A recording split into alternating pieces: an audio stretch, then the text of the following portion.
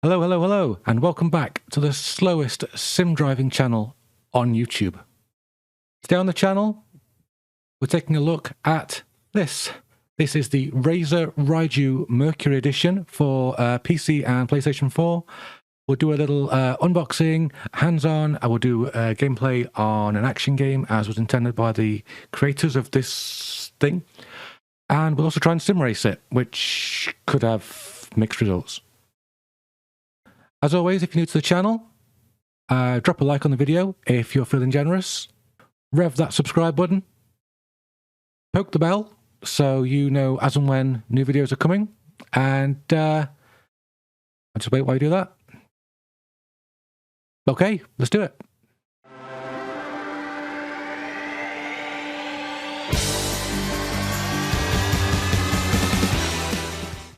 The Razor Raiju Mercury Edition is the first controller I've ever purchased over £100 that hasn't been a wheel. And the reason for that is simple. Is it because it's Razor? I'm a bit of a Razor fanboy. No, it's not. Is it because it's white? No. Is it because I need a new controller? Well, if you're not new to this channel, you know I don't need new controllers. No, it was in the Black Friday sale last year, and I've only just got around to getting it out and reviewing it. So let's take a look. In the box, we have our Razor Raiju, which is a beautiful looking device. Unfortunately, it picks up dust like crazy. And one of the problems with this is that the thumb grips tend to get dirty quite quickly. So I've got a pair of thumb grips on here, which have been provided by Fat Cat Gaming, and there'll be a link to where he got them from down in the description. If it's not there now, it's because I haven't got the link from him yet. This comes in a lovely foam padded box. I mean, that's awesome. That's quality. There's some other stuff in here as well, of course. We've got, put this down here. We have a silver thing. Silver things are cool. Actually, it's a very beautiful braided cable. It comes with its own little cable tie, which is nice.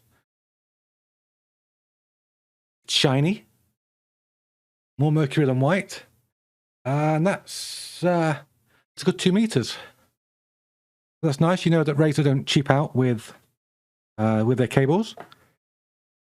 Probably thinking, hey Grandpa, wait a minute, I have my own cable and it's long, so I'll use my cable instead. No, you won't, because as you can see, they're kind of focus on that. Probably not. Okay, there are little grooves in the side of the plug. Very similar to what PowerA do with the high-end controllers. So you have to use the right cable for it. Okay, that's a pity. Put this back. What else have we got in here? Oh yes, we have some other things as well. In this floppy wallety thing, we'll take that off. We have the Razor Raiju Tournament Edition instructions. You may actually find yourself needing these. First time I've ever had a controller that I've needed the instructions for. We'll get to why that is in a bit. I'll put that down. As always, Min Liang Tang has written us a letter to say thank you for purchasing this device. Oh, you're welcome. In the Black Friday sale, so you didn't make as much profit as perhaps you could. And since it's a Razor product, we have the obligatory Razor stickers. As you can see by the lighting there, these are actually holographic stickers that you get with this one. So I haven't put them on anything yet. I may at some point, if Razor make a wheel, buy the wheel and put these on. Until then, they can stay in the box. This is heavy. I mean, this is really heavy. You could kill someone with this. Weight, 322 grams. I don't know how that compares to anything else, but having done Controller Wars last year, I used a lot of controllers. Nothing came close to being as heavy as this. This is a beast. And it's probably a beast for a good reason. And we're going to go over the features. There's a few. So we won't get to the gaming just yet. We will get there. Okay. First and foremost, it's a PS4 controller. So we have a touchpad. This is a very sensitive touchpad. It's got a great texture to it. You can't see it on camera. but it's got a real textured feel that you can rub your finger across. It's also got the Razor emblem embossed on there. Where's the camera? There it is. You can't see it. The sticks, like I said, the sticks feel great. They're just sticks, really, but they do pick up dirt horribly. So I've put these on. These not made that much difference. We have. Whoa, the finger going, stupid finger. We have a port here for headphones, the jack port, standard headphones and headset, whatever. This button here, we'll come back to this. We have a very clicky D-pad. Listen to that. I do like the D-pad on this. This is a great D-pad, okay? You've got your sync button, which is also clicky. I'm not going to press it because it'll turn my PlayStation on, and that'll start messing with my HDMIs. We have the buttons, but listen. They're so clicky. They're not the only thing that's clicky on here, because listen to the two sides of the touchpad. That's awesome. A clicky touchpad. We want one of those. Of course, we've got options and share on there as well. On top, we haven't got the usual 4 buttons. We've actually got 6. Woo! We've got your usual L1, R1, L2, R2. We've also got up here M1 and M2. If you've used the Razer keyboard, you probably know about this already. That is macro 1 and macro 2. So they are buttons which can be edited to your own needs. On the back, we have this trigger, your L2 and R2. As you see, there's a nice long throw on that. It's very sensitive. It's very accurate. And when I say it's very sensitive, first time I played Gran Turismo with this, I thought something wrong with my car. It wasn't going fast enough. And what was happening is I was just leaning my finger on L2, ready to brake, and the triggers are so delicate, it was actually putting the brake on. That's crazy. If you don't want to do something that involves analog selection, like you're playing, I don't know, your Call of Duty or whatever, and you just need a on-off, we've got these great switches back here. Check this out. Switch. Switch. Oh, where's the microphone? That is no longer analog. That is now digital. That is just on-off. And that is a throw of perhaps 8mm from off to on. There you go, we've got that. See? That's one of my favourite features. You can just set it up for games that easily. On the back here, we have a switch. I don't know if you can see that. You can see that. This is your setting switch. This is PS4 Bluetooth, USB, or PC Bluetooth. So that's great. So you can keep your settings for whichever device you've used it with without having to recalibrate it. Also, M3, M4 on the back here. So, you know, you hold it like this, you've got buttons galore. Buttons everywhere. More buttons that you know what to do with. I want to talk about this as well. This at the front. This is your configure button. You hold the configure button down, and a light comes on. When the controller's on, obviously it's not on right now. Okay, that starts an app on your... Oh, it's a Razer phone, yeah, shoot me. Called the Raiju for PS4. You enable... Where is my camera? There's my camera. Why would I use this there? Just, I need more sleep, maybe. Yeah, you enable the Bluetooth on this while the Bluetooth is on the controller, and it will log straight into the controller. Let's see if we can do this. What am I talking about? Let's just press the PS button. Now it's on. I can hold down this button. There we go. Flashy, flashy. Try again with the app.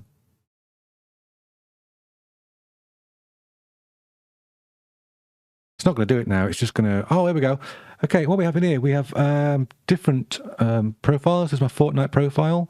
I know I'm a bit old for Fortnite, but shut up.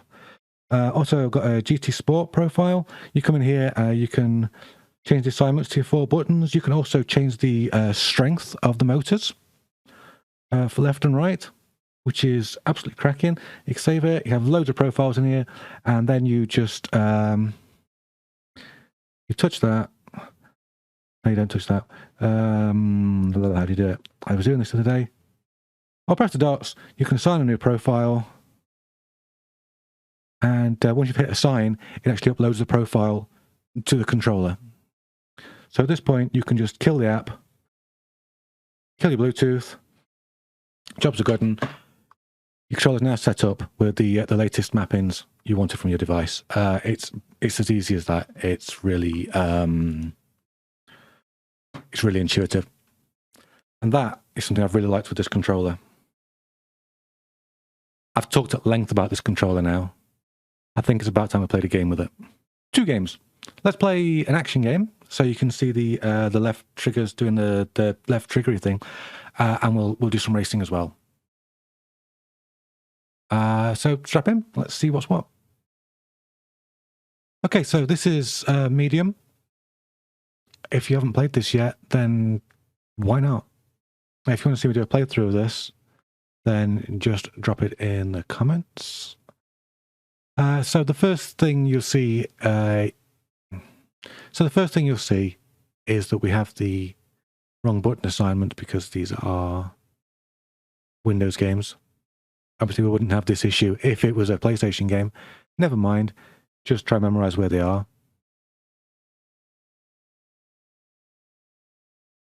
Suck it up, buttercup. I don't know if you can hear the motors. Despite the fact that the motors are just vibrating a little bit, they are quite loud. Not obnoxiously loud, but, you know, noticeable.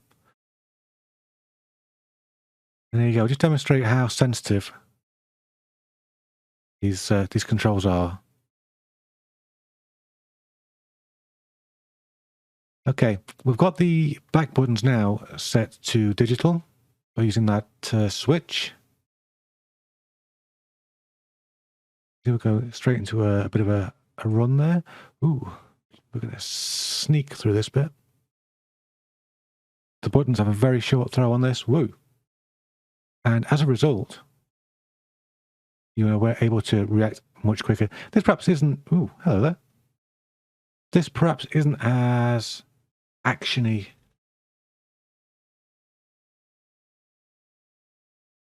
as I would have liked.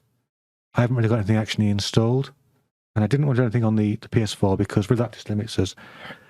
Whereas I can show you here the PS4 controller on the PC, showing you how versatile it is. So yeah, let me know if you want to see a playthrough for this. I know it's not my usual sort of thing, but get lost, demon boy. Okay, so we might have a bit of button usage here, bit of shoulder button usage. This section looks fantastic, by the way. Okay, here we go. I'm going to try and put up a shield. Well, that's the wrong button for shield. Here we go. Shield and run. Run through the moths. Run, run, run, run, run, run, run. No more moths for us, thank you. We're looking for an open door. Oh.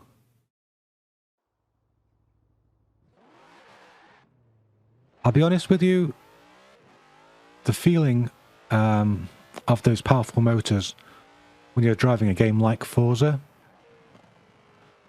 Sure, it's nice to have that tactile input, but it's a big but. There's no real fidelity to it.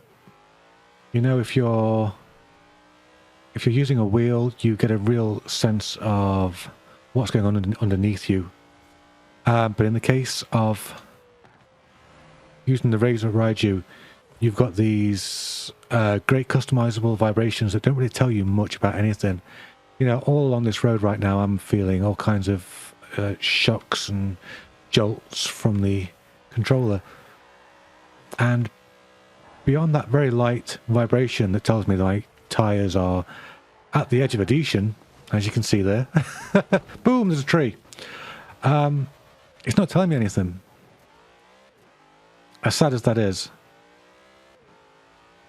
Again, by the way, Forza, if you want to see Forza videos, let me know in the comments. It's one of those things that unless it's requested, I'm not going to be doing it. Despite it being such a great looking game. It is gorgeous, isn't it? But yeah, this isn't really what I would consider to be a sim racer's controller. Sure, it's got those really, really good triggers that you can use to modulate throttle, modulate your braking, You've got the great extra paddles behind, which can be used for your macros. Ultimately, though, if you can afford to buy the Razor Raiju and you're a sim racer, you can probably afford a wheel, you know, even if it's just the Hori RWA. Or if you're on Xbox, you probably afford the Mad Catz controller, which I've not got, but I've heard good things about. You have arrived at your destination. So, what, did I just actually get a drift score there? I wasn't trying for a drift score. I was trying to go around the corner. Yeah, the more I play it, the more I feel like I'm getting used to it. But as I say, the vibrations, as good as they are, they're just not telling me enough. And I think when you're sim racing, you need to have that two-way street. You give an input and the controller returns with an output to give you information about what's going on, to prevent things like, you know, understeering straight off the track. So, the Razor Raiju, in this case Mercury Edition. Do I recommend it? I mean, I'm a Razor fanboy, sure, and, you know, I bought this so I don't owe Razor anything. I want to recommend it. I really do. If you're looking for sim racing gear, as most people are on this channel, this is not it. Unfortunately, this is not it. Purely down to the price, you might be buying a wheel. But for other things, you know, it's nice to have that feel of a really solid controller in your hand. It's nice to have those clicky buttons. When it comes to action games, Fortnite, well, my Fortnite capabilities have gone through the roof with this, and that's purely down to these triggers at the back. And I'm sure if you're that way inclined, you can use the macro buttons on the back to do great things. Great things. So do I recommend it? I recommend it to the right person. If you're an action gamer, this is your controller. Absolutely, 100%. Best controller I've ever used for action games. If you're not, I don't think you need this. I'm sorry. It's just my opinion, okay? Don't look at me like that. I'm still going to use it, you know, because fanboy. Well, like if you like, subscribe if you want, mash that bell so you know when I'm about, and hopefully I'll see you next time. Bye-bye for now.